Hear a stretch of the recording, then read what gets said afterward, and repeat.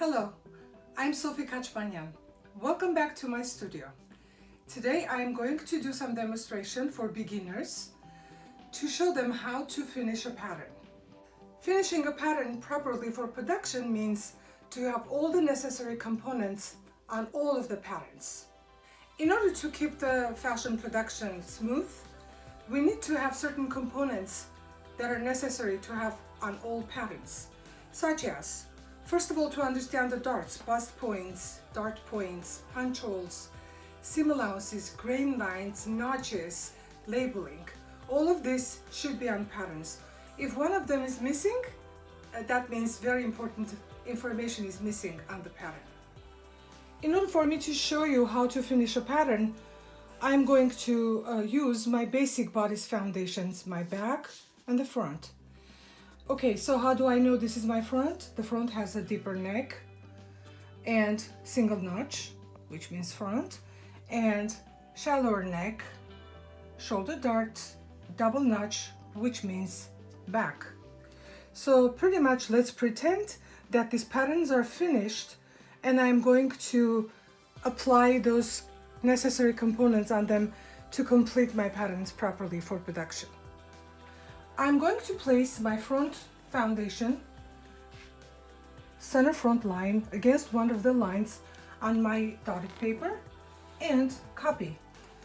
When I'm copying, I'm trying to keep my pencil 90 degrees towards the table and carefully copying all the corners and notches.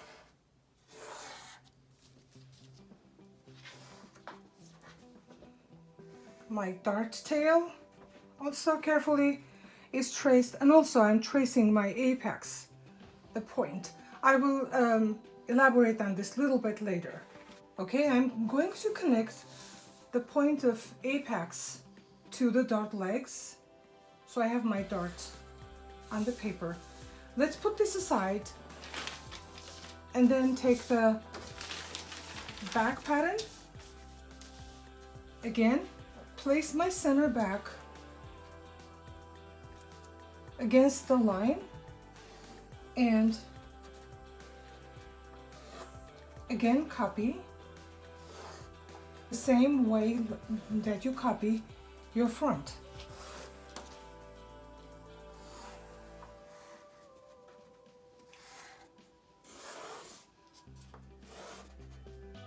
Don't forget to mark your dart points.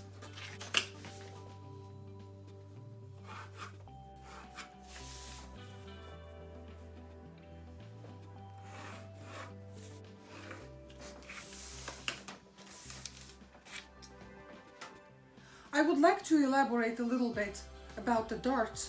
So when you are dealing with a dart, you are not just simply repeating after me, but you understand exactly why things are done the way they're done. Before I go back to my patterns, I would like to elaborate a little bit on the apex, dart point, and how the fabric acts on the dress form. First of all, let's pay attention that when we put a piece of fabric over the form, because of the bust and everything, the fabric hangs straight away from the body like a tunic. In order for my fabric to go closer to the body, I have to take off this extra fabric here that forms itself because of the bust. And this intake is called a dart. When I fold this dart, it goes straight to the bust point, which we call apex. Usually I would not stitch my dart all the way to the apex because it will give me pointy shape right at the bust.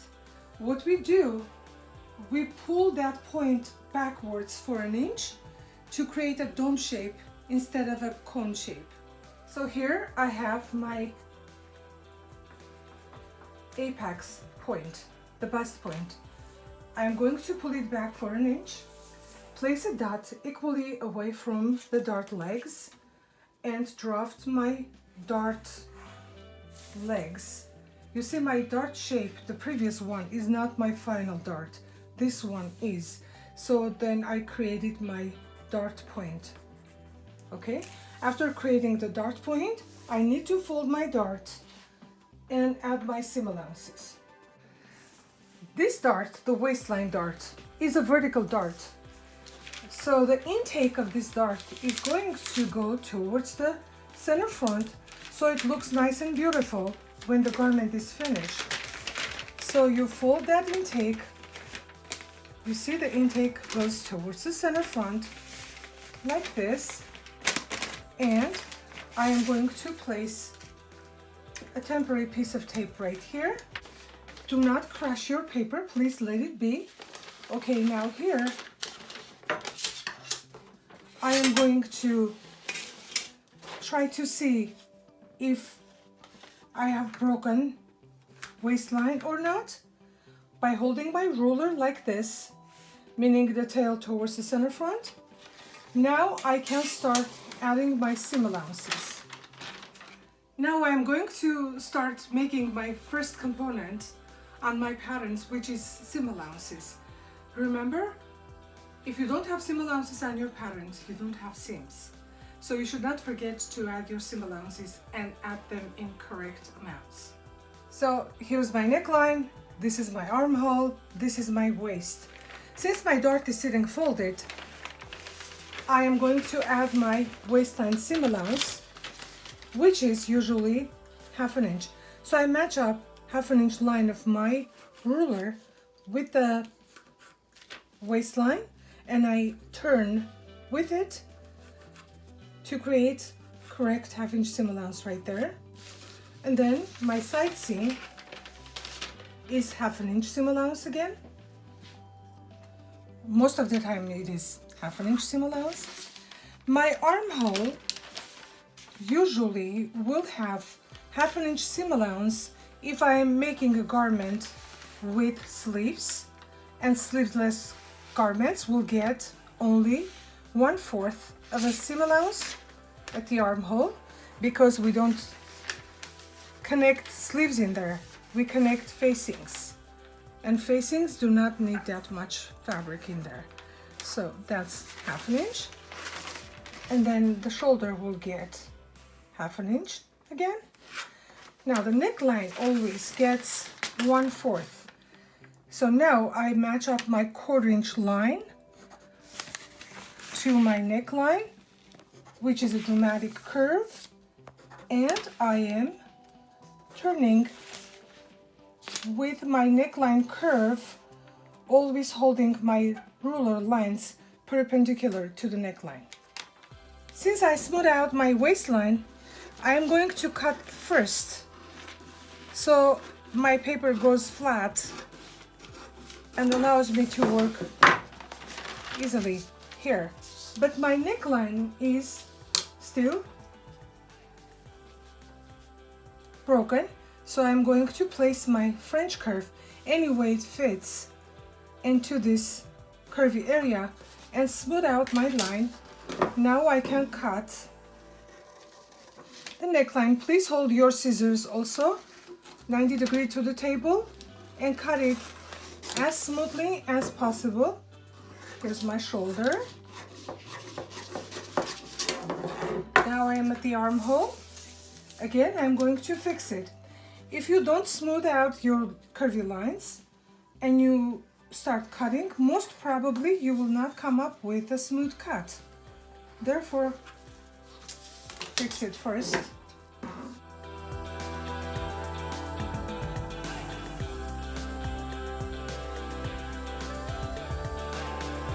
At the center front, I don't have a seam allowance because it is going to be placed on fold.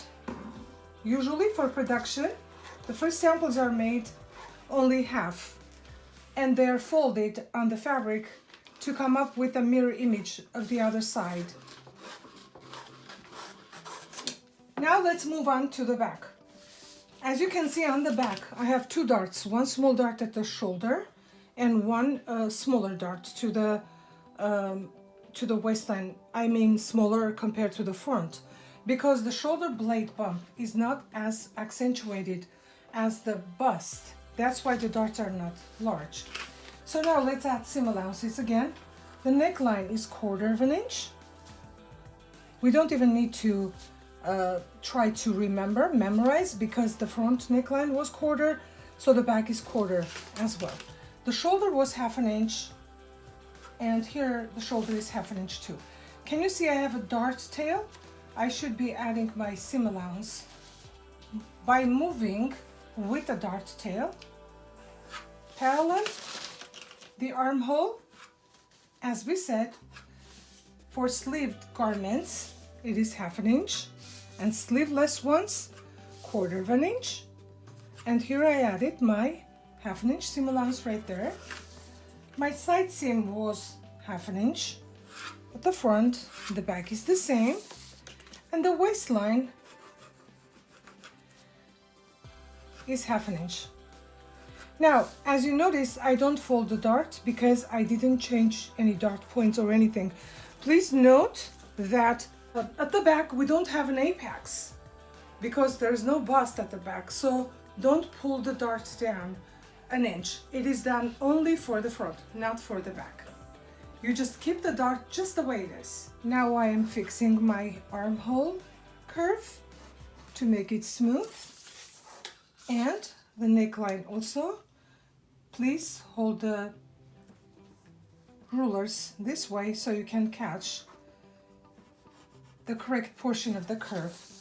At the back, we're going to have 1/2 inch seam allowance.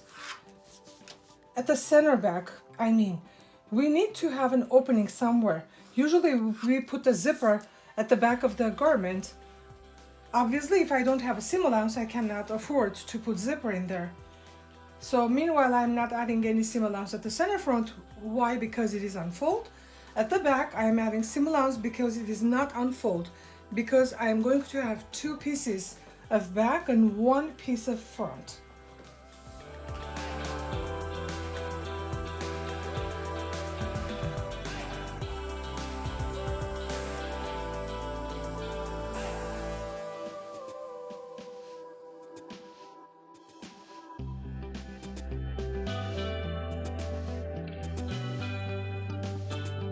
Now, when we have the pattern developed already and seam allowances are added, now we can work on notches. Notches are used as direction signs for us to know particular positions such as center front, center back on the neckline, waistline, armholes for the sleeve setup, and plus sewing instructions. So I'm going to show you how to notch your patterns once they're done. I'm going to mark my notches with a marker so you can see clearly through the screen. Okay, so center front neckline has to be notched. It's usually a 1/2 notch. And then the neckline here, this is an optional notch. Some companies use it, some companies don't. And then I put a notch in this direction, meaning my seam allowance is 1/2 inch. This notch is for my sleeve to be connected correctly. These notches, up and down notches on the side seam, show us that we're going to stitch 1/2 inch seam allowance right there. The dart legs are always notched, and the center front waistline is also notched because we want to know where the center is, so when we connect the skirt to it or peplum to it, we don't twist the pieces. Now, if obviously I don't want you to mark it with a marker, but notch it. Again, the reason I used marker, so you can see it through the screen. And let's say center front, it should be lengthwise 1/2 notch. Now let's do the same things at the back. Let's start from the neckline and one by one go down by notching in the same places like we did on the front. Every notch has a special message to you. Connect me with me. So when you have a notch on one piece and you don't have the pair of that notch on the other piece, that means that notch is not doing anything for you. So always double check to see where the couples are so you don't forget any of the notches.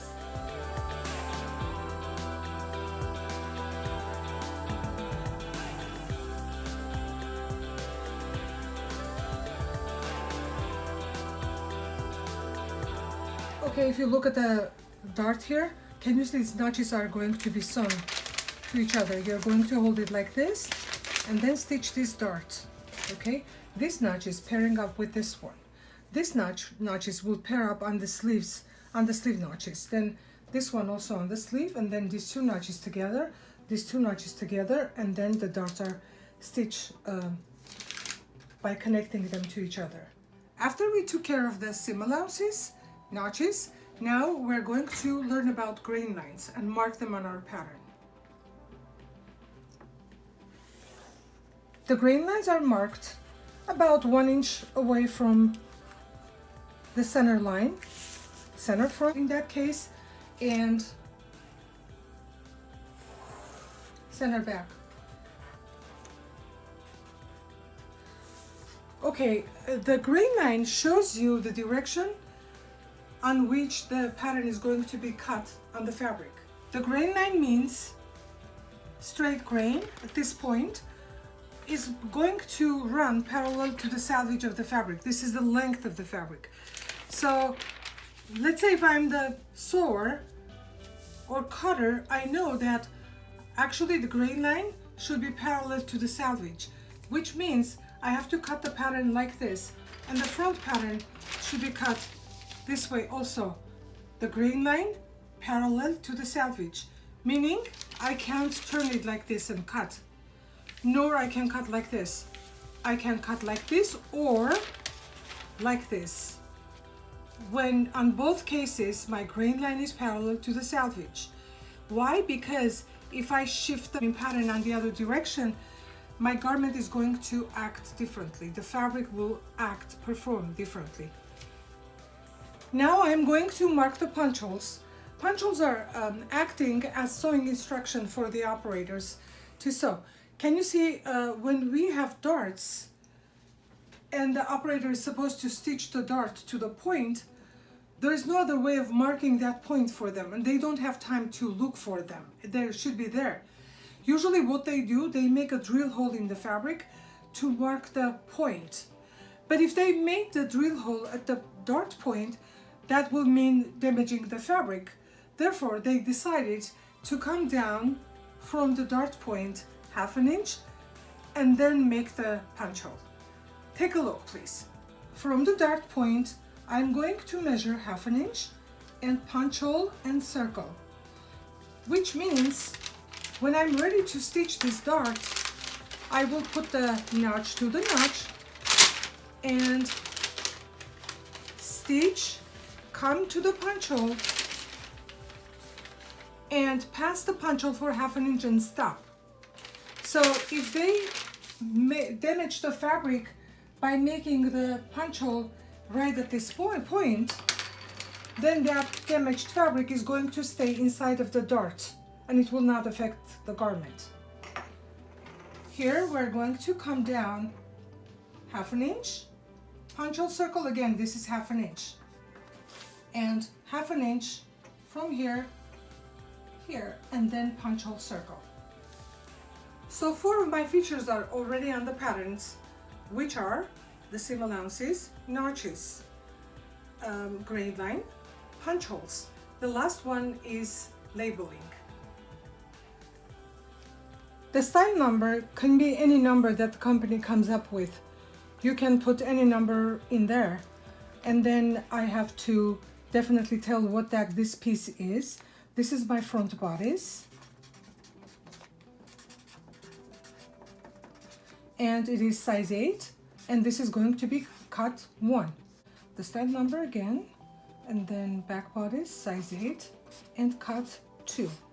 Okay, so the back is going to be cut 2 pieces and the front is going to be cut 1 piece.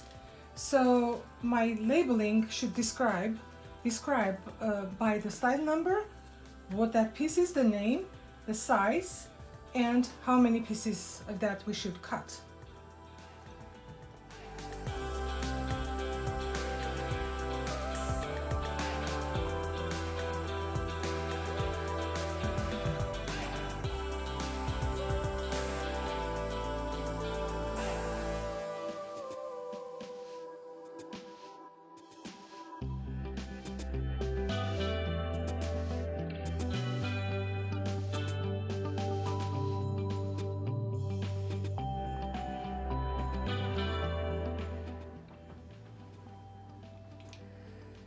This will conclude my presentation for you about most important elements on pattern making, which are going to be used every time that you make patterns for production.